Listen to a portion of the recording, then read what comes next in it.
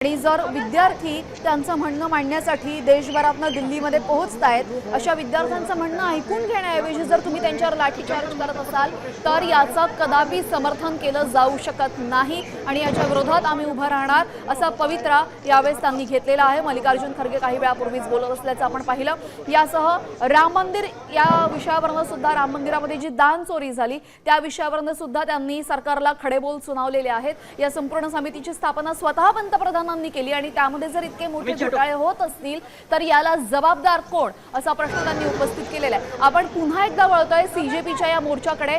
सीजेपीच्या मोर्चाच्या निमित्तानं जो संसद मोर्चा सीजेपी काढते त्याच्या निमित्तानं संसदेच्या परिसरामध्ये कशा पद्धतीची तयारी करण्यात आलेली आहे याचे एक्सक्लुझिव्ह दृश्य तुम्हाला या माध्यमातून दिसतात। संसद परिसरामधली सुरक्षा व्यवस्था वाढवण्यात आलेली आहे। नेत्यांच्या अवतीभोवती सुद्धा त्यांचे बॉडीगार्ड्स मोठ्या प्रमाणात वाढवलेले आहेत। एका बाजूला कडेकोट सुरक्षा व्यवस्था, हातामध्ये बंदूकधारी कमांडर्स तिथे उपस्थित आहेत तर दुसऱ्या बाजूला वॉटर कॅनल घेऊन अग्निशामक दलाला सुद्धा तिथे पाचारण करण्यात आलेलं आहे आणि ते सुद्धा त्यांच्या पोझिशनवर आहेत। दुसऱ्या बाजूला आपण पाहतोय जंतर मंतरवरून निघालेला संसद मोर्चा संसदेच्या दारामध्ये येऊन ठेपणारे आणि त्यानंतर त्यांना अडवण्यासाठी कशा पद्धतीने ही संपूर्ण तयारी करण्यात आलेली हे बघायला हे तुम्ही बघताय।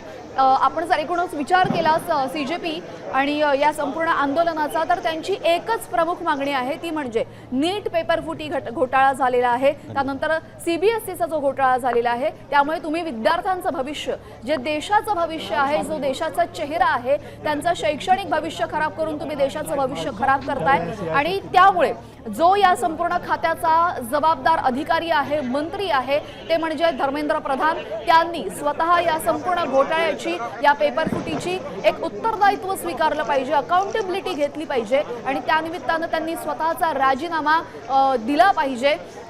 ही मागणी त्यांच्याकडनं वारंवार होते। मात्र अजूनही धर्मेंद्र प्रधान यांचा राजीनामा झाला नाही। किंबहुना राजीनामा तर लांबचीच गोष्ट, मात्र या आंदोलकांसोबत सरकारनं अजूनही गेले 2 महिने आंदोलन सुरू आहे, अजूनही चर्चेसाठी पावलं उचललेली नाहीत। आज सकाळी जेव्हा पंतप्रधान नरेंद्र मोदी संसदेच्या आवारामध्ये बोलत होते त्यांचं पहिलं जनतेला उद्देशून जे भाषण होतं त्या भाषणामध्ये तरी किमान एखादा शब्द तरी या आंदोलनाविषयी, शिक्षणाविषयी, नीट परीक्षेविषयी, सीबीएसई विषयी येण्याची आशा होती, मात्र ती सुद्धा आलेली नाहीये। त्यामुळे पंतप्रधान नरेंद्र मोदी यांनी ती गोष्ट न बोलणं हे अनेकांच्या मनाला चटका लावून गेलेलं आहे।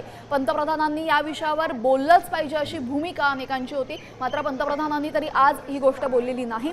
दुसऱ्या बाजूला जेव्हा संसद सुरू झाली, संसदेचं अधिवेशन सुरू झालं, पीठासीन तेव्हा ओम बिर्ला होते।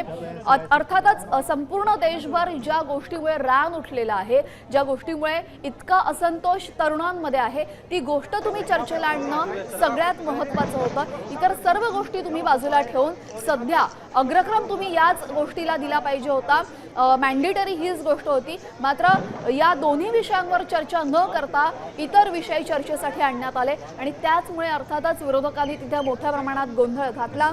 विरोधकांनी चर्चेची मागणी केली, सीजेपीवरनं, आंदोलनावरनं, नीट परीक्षा घोटाळ्यावरनं, धर्मेंद्र प्रधान यांच्या राजीनाम्यावरनं चर्चेची मागणी विरोधकांनी केली होती, मात्र